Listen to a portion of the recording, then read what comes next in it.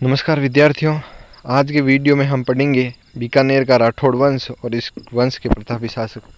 पिछले वीडियो के अंदर हमने जोधपुर का राठौड़ वंश और इनके प्रतापी शासकों के बारे में पढ़ा था। बीकानेर राज्य की स्थापना राव बीका ने की थी। राव बीका 1465 ईस्वी से 1504 ईस्वी तक शासन रहा इसका। बीका मारवाड़ के शासक राव जोधा का पुत्र था। अपने पिता के द्वारा व्यंग्य किए जाने पर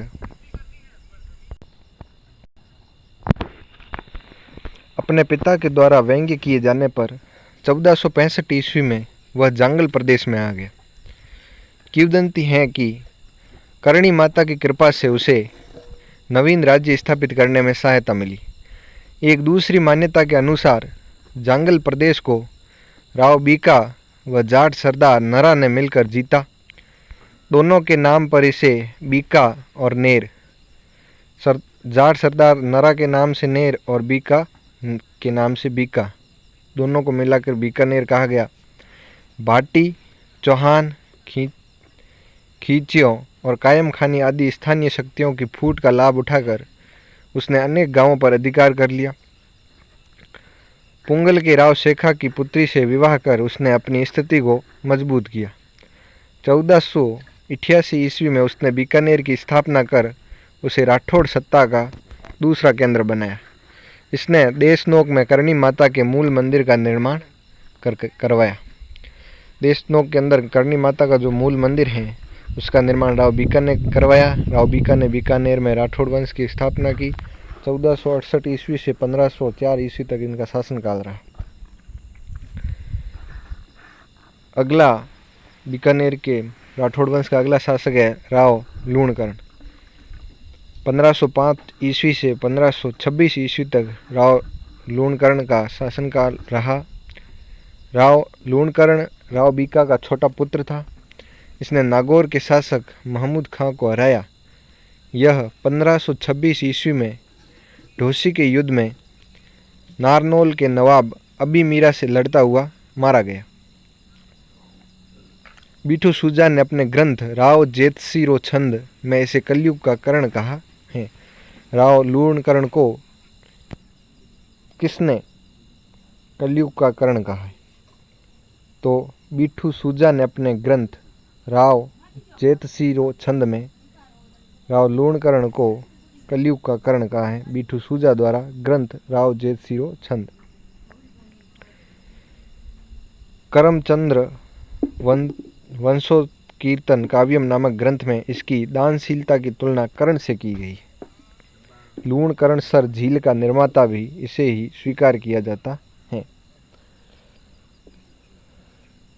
राव लूणकरण के बाद बीकानेर का राठौड़ वंश का अगला शासक है राव जेतसी। 1526 ईस्वी से 1541 ईस्वी तक राव जेतसी का शासन रहा।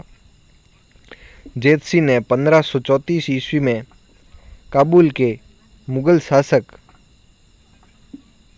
कामरान, हुमायूं का भाई था जो कामरान, उसको पराजित किया। इस युद्ध का वर्णन बीठू सूजा ने अपने ग्रंथ राव जेतसिरो छंद में किया है। इसने बीकानेर पर मालदेव के आक्रमण के दौरान अपने मंत्री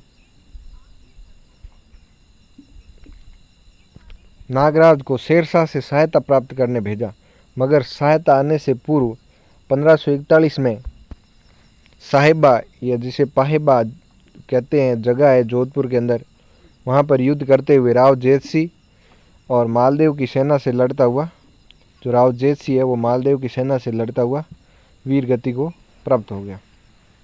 तो राव जेतसी में महत्वपूर्ण बिंदु 1526 ईस्वी से 1541 ईस्वी का शासनकाल। 1534 ईस्वी में काबुल के शासक कामरान को पराजित किया,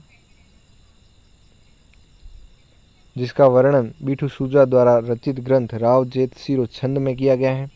इसने बीकानेर पर जो मालदेव के आक्रमण के दौरान अपना मंत्री था नागराज, उसको शेरशाह से सहायता के लिए भेजा, परंतु सहायता नहीं मिली। और 1541 ईस्वी में जो इनका पाहेबा या साहेबा जोधपुर के अंदर युद्ध हुआ, उसमें जेतसी मारा गया। राव जेतसी के बाद बीकानेर का अगला शासक बना राव कल्याणमल। 1541 ईस्वी में शासन बना और 1574 ईस्वी तक शासन किया। कल्याणमल ने खानवा के युद्ध जो 1527 ईस्वी के अंदर हुआ, राव सांगा की ओर से भाग लिया था। कल्याणमल ने 1544 ईस्वी में गिरी सुमेल के युद्ध में मालदेव के विरुद्ध शेरशाह की ओर से भाग लिया। इसने भटनेर के किले पर भी अधिकार किया राव कल्याणमल ने, तथा 1570 ईस्वी में अकबर के नागौर दरबार में उपस्थित होकर मुगल अधीनता स्वीकार कर ली। कल्याणमल मुगल अधीनता स्वीकार करने वाला पहला राठौड़ शासक था।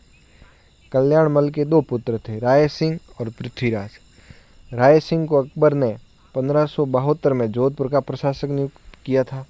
वही उसका दूसरा पुत्र पृथ्वीराज अकबर का दरबारी कवि था, जिसने वेली किशन रुक्मणी नामक ग्रंथ की रचना की। पृथ्वीराज